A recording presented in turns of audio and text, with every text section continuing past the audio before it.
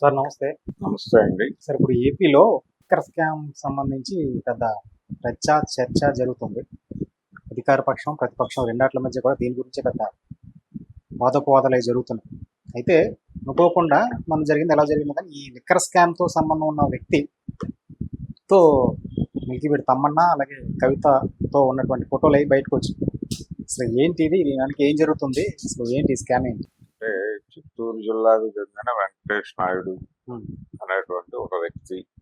ఆయనకి ఈ liquor scam తాలూకా డబ్బులు అవి అంటే మొత్తం నగదు రూపంలోనే జరిగింది ట్రాన్సాక్షన్ అంతా. అంటే జనం నుంచి కూడా డబ్బులు మాత్రమే తీసుకున్నారు.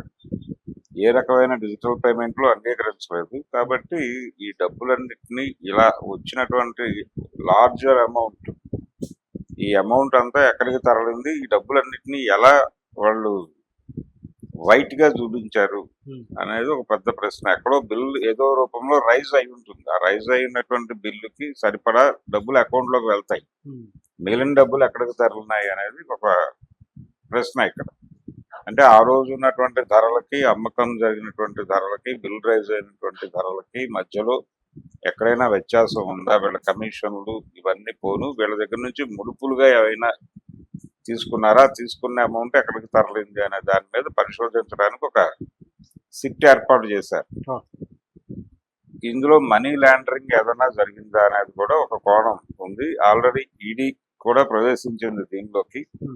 ఈ ప్రవేశించిన నేపథ్యంలో చెవిరెడ్డి భాస్కర్ రెడ్డి శిష్యుడు ఇతను, అనుచరుడు ఈ వెంకటేష్ నాయుడు అనే వ్యక్తి ఒక వీడియోలో డబ్బులు అన్ని కట్టలు కట్టి ప్యాక్ చేసి మూటలు కట్టి ఇలా చేస్తున్నటువంటి ఒక వీడియో, ఒక 5 కోట్ల డబ్బులు ఎక్కడికో పంపాలి అనేది, ఇందులో ఒక 50 కోట్లు ఉందని, ఇలా ఏదో రకరకాల మాటలు నడుస్తున్నటువంటి ఒక వీడియో ఒకటి బయటకు వచ్చింది ఆ మధ్య.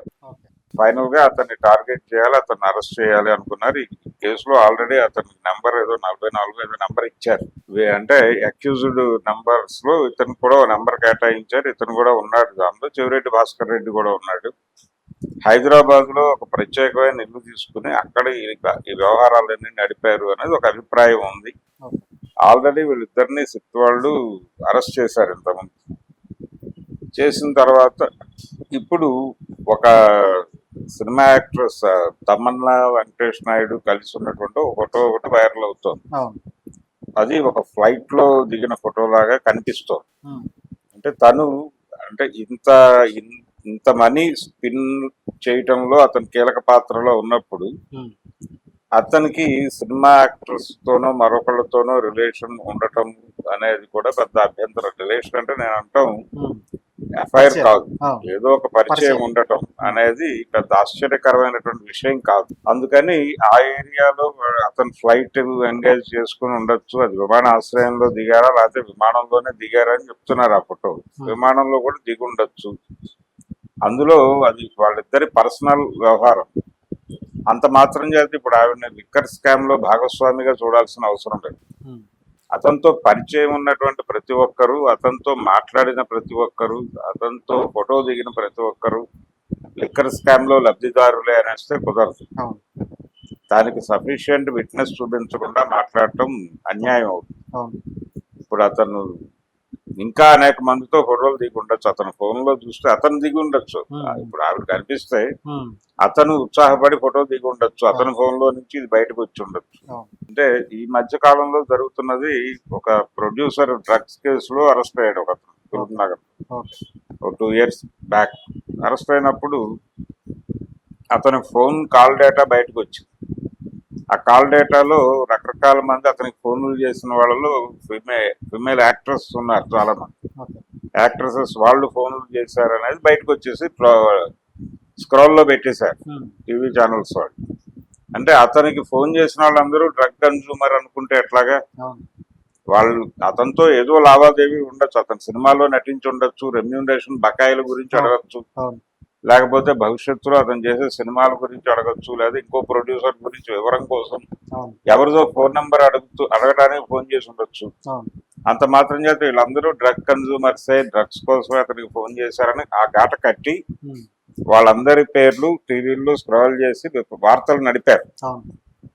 నడిపిన సందర్భంగా కొంతమంది గాయపడి ఆ సదరు టీవీ ఛానల్స్ ఇన్ఛార్జీలకు నంబర్లు సంపాదించి అలాగో ఫోన్లు చేసి బాబు మా పేరు తీసేయరా అని వినమ్రంగా అడిగారు తప్ప, అవును రిక్వెస్ట్ చేశారు తప్ప, అవును అభ్యర్థించారు తప్ప ఎక్కడా కూడా పొగరు ప్రదర్శించలేదు. అవును ప్రదర్శిస్తే వీళ్ళు హర్ట్ అయితే ఇంకొంచెం ప్రమాదం జరుగుతుందనే భయం ఉంది వాళ్ళకి. అవును అలాగే దీని మీద లీగల్ గా ప్రొసీడ్ అయ్యే అవకాశం ఉంది వాళ్ళకి. మా పర్సనల్ ప్రైవసీలో వచ్చి మా పేర్లు ఇష్టం వచ్చినట్టు వాడుతున్నారు అని. ఉమ్, ఆ వైపు వెళ్లి ఘర్షణ పట్టడానికి కూడా సిద్ధంగా లేరు. ఆ ఘర్షణ పడితే వీళ్ళు ఇంకొక ఎక్స్టెండ్కి వెళ్తారేమో అని భయపడి, ఉమ్, అందుకని వినమ్రంగా బతిమాలుకున్నారు, అవును. బాబు మా పేరు తీసేయండి బాబు అని. ఉమ్, అంటే ఈ లెవెల్ టెర్రరిజం నడుస్తోంది మీడియాలో. ఉమ్, ఇప్పుడు ఈ ఫోటో బయట రాగానే అమ్మాయి మీద దాడి మొదలు పెట్టేశారు, తమన్నా భాటియా మీద. అవును అంటే ఇది వెటకారంగా జరుగుతుంది. ఉమ్, అంటే ఆవిడ ఏదో మేరకు లబ్ధిదారురాలు అని ప్రూవ్ చేయటం కోసం ఇతనితో ఏదో ఎఫ్ఐఆర్ ఉందని ఎస్టాబ్లిష్ చేసేదాకా వెళ్ళిపోతున్నారు. అవును ఇది తప్పు. ఉన్న వీళ్ళకి సంబంధం లేని వ్యవహారం. ఉమ్, ఒకవేళ ఉందే అనుకుందాం, దాంతో ప్రపంచానికి ఏది సంబంధం? ఉమ్, వీళ్ళకి సంబంధం లేని విషయాలు మాట్లాడే హక్కు ఎవరిచ్చారు? ఆవిడ పర్సనల్ జీవితంలోకి వెళ్ళి అవును అది తప్పు. ఆ తప్పు చేసేస్తున్నారు వీళ్ళు. ఒక తప్పు అని చెప్పి అతను ఒక నేరంలో దొరికాడు కాబట్టి దాన్ని సావకాశంగా తీసుకుని అతనితో పరిచయం ఉన్న వాళ్ళందరూ కూడా నేరస్తులే అని నిర్ణయం చేసుకుని వీళ్ళందరూ లబ్ధిదారులే అనే కోణంలో అవును అతనితో పైగా ఇక్కడ అమ్మాయి అవడంతో ఒక ఎఫ్ఐఆర్ బిల్డ్ చేయడానికి కూడా ఛాన్సెస్ ఉన్నాయి. తను పైగా సినిమా యాక్ట్రెస్ అవడం, అవును వీళ్ళు గ్రాంటెడ్ గా తీసేసుకుని ఇష్టం వచ్చినట్టు మాట్లాడేస్తారు. అవును ఆ ఇష్టం వచ్చినట్టు మాట్లాడటం అనేది జరుగుతుంది. దీన్ని అడ్డుకోవాల్సిన అవసరం. ఉమ్, అతని మీద ఆల్రెడీ కేసు ఫైల్ అయ్యి ఉంది. అతని అక్యూజ్డ్ నెంబర్ లో అతనికి ఒక లిస్ట్ నెంబర్ ఉంది. ఉమ్, ఆల్రెడీ అరెస్ట్ అయి ఉన్నాడు, కస్టడీలో ఉన్నాడు, బెయిల్ కోసం ప్రయత్నం చేసుకుంటూ జూన్ లో అనుకుంటాను వీళ్ళు అరెస్ట్ అయ్యి. అవును కాబట్టి ఆ కేసును కేసుగా చూడాలి తప్ప ఇవన్నీ కాదు. దానిలో ప్రూవ్ అవ్వాలి. ఇంకా ఉమ్, వీళ్ళు నిజంగానే ముడుపులు తీసుకున్నారా, తీసుకున్న ముడుపులు అంతిమ లబ్ధిదారుడు జగన్ అని ప్రూవ్ చేసి, లేకపోతే భారతి గారిని ప్రూవ్ చేసి వాళ్ళిద్దరిని అరెస్ట్ చేస్తారా, ఒకళ్ళని అరెస్ట్ చేస్తారా, ఈ చర్చ కూడా జరుగుతుంది సైమల్టేనియస్ గా. సరే, ఏది జరిగినా కోర్టులో ప్రూవ్ అవ్వాలి.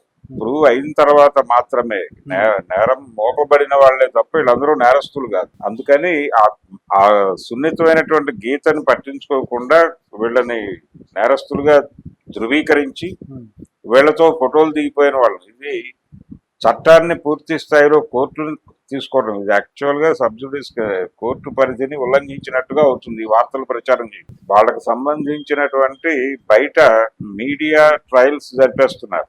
మీడియా ట్రయల్స్ అనేది ప్రమాదకరం. దీనిలోకి ఒక సినిమా యాక్ట్రెస్ ని పట్టుకొచ్చి ఆవిడని గ్రాంటెడ్ గా తీసేసుకుని అవును ఆవిడకి అతనికి ఏదో ఉంది, ఆ ఉండటం వల్ల అక్కడ నుంచి కొన్ని వేల కోట్లు ఇక్కడ నుంచి అక్కడికి తరలి వెళ్ళిపోయి ఉండొచ్చు, ఆవిడ బాంబేలో ప్రొటెక్ట్ చేసి ఉండొచ్చు దాకా తీసుకెళ్ళిపోయి అవును వీళ్ళ అక్రమ సంపాదనకి ఆవిడ కేర్ టేకర్ గా పెట్టేసి ఉమ్, కథలు అల్లేసే ప్రయత్నం జరగటం అనేది సీరియస్ గొడవ.